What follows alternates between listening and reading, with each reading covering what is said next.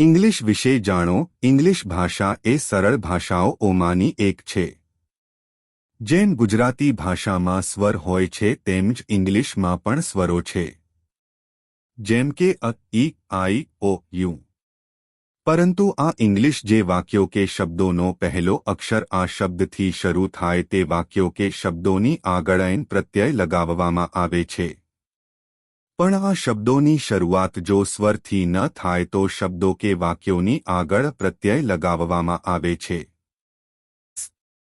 This ને એક વસ્તુ કે નજીકની વસ્તુ બતાવવા માટે વાપરવામાં આવે છે. ધીસ એટલે આ.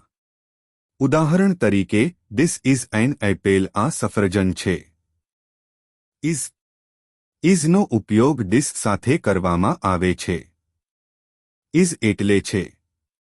ઇઝને એકવચન માટે ઉપયોગમાં લેવામાં આવે છે. જ્યારે ધીસનો ઉપયોગ થાય ત્યારે ઇઝનો ઉપયોગ થાય છે. ધીઝને બહુવચન એટલે એક કરતાં વધુ માટે ઉપયોગમાં લેવાય છે. ધીઝ એટલે પણ આ થાય છે. ઉદાહરણ તરીકે, ધીઝ આર એપલ્સ. આ સફરજનો છે. આરનો ઉપયોગ ધીઝ સાથે કરવામાં આવે છે. આર એટલે છે.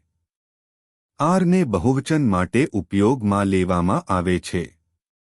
જ્યારે ધીઝનો ઉપયોગ થાય ત્યારે આરનો ઉપયોગ થાય છે.